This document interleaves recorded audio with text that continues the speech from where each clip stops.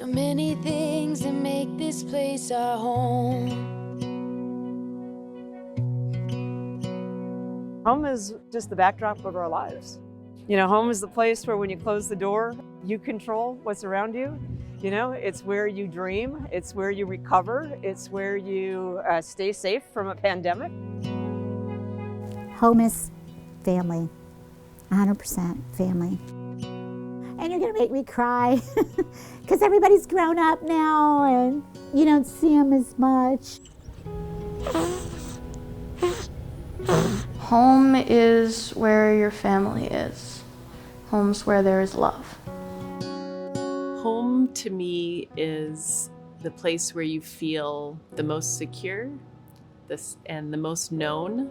It's also the place where you can dream and hope. What I think about home was actually a family friend that helped raise me in many respects, and she was phenomenal. And that going to her house was going home. Home is a place where I can bring my grandson. And I would just want my kids to have the best backyard, trampoline, swimming pool. I think home is about being grounded. To be able to see the sun rise in my apartment. I'm ending another chapter and I'm starting a new chapter, so it's gonna be really good. It's not just where we sleep, it's where we live. It's where on summer nights we break down and forgive. It's where the kids come home and they're almost grown, they ease into their souls. So many things that make this place our home.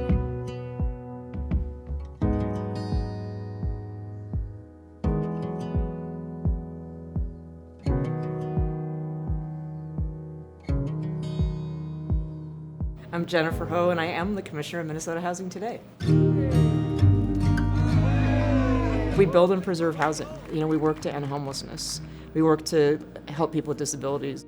When you're out there at a groundbreaking, a ribbon cutting, you know that you're at a place that people who probably haven't had a very, very stable housing history are going to be given the opportunity of a lifetime to have a home of their own. And I mean, that's a powerful thing. I mean, that's a really powerful thing. A half-century milestone providing access to safe and affordable housing. Yet an acceleration of progress is still needed to close persistent housing disparities and build a secure future. To look forward, we first turn back to where Minnesota housing began more than 50 years ago. The 50th anniversary is a celebration that has an arc. I think knowing where you come from is important. Minnesota has a housing crisis. It is a crisis for the family anywhere in Minnesota that needs housing.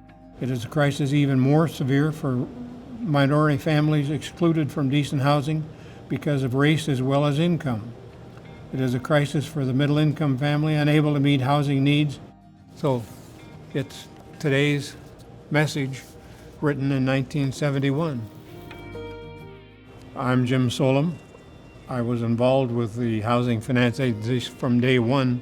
I'm closer to 86 than 85, and who would have thought you'd be around 50 years. It was a really tiny staff to do everything that we had in mind.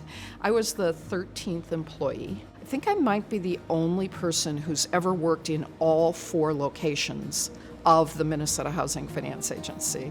I just was excited to get started because it had such a reputation of being an innovative place to be and so much promise. Now, in the 1950s, the United States went from a nation of renters to a nation of homeowners.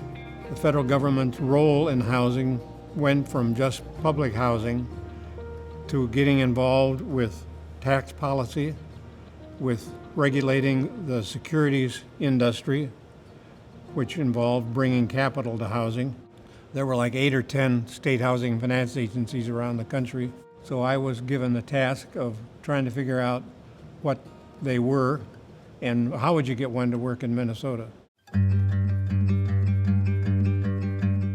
When Jim Solem brought the idea to then Governor Wendell Anderson, the Minnesota Housing Finance Agency was born.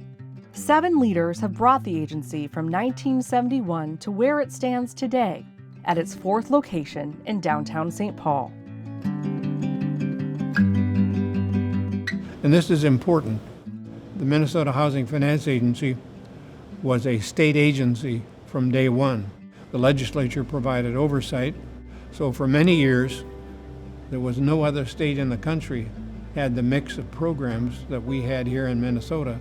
We did the second low-income housing tax credit deal ever done. 35 years later, it is still the main way in which we produce affordable rental housing.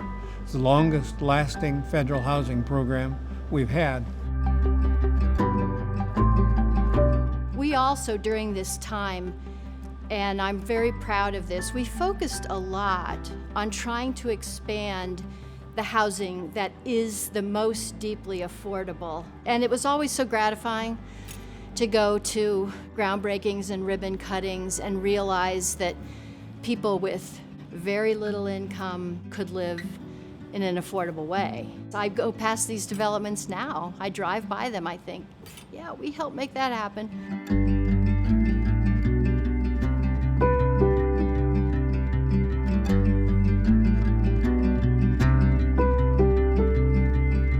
There is this human aspect to the work that we do. It's not just the financials and reviewing all the numbers, and all of that is important.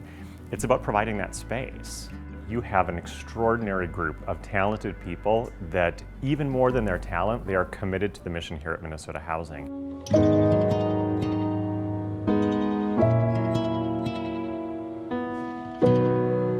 You think about like the major periods in our past, the creation of tax credit financing, the creation of the housing infrastructure bonds. What's the next new?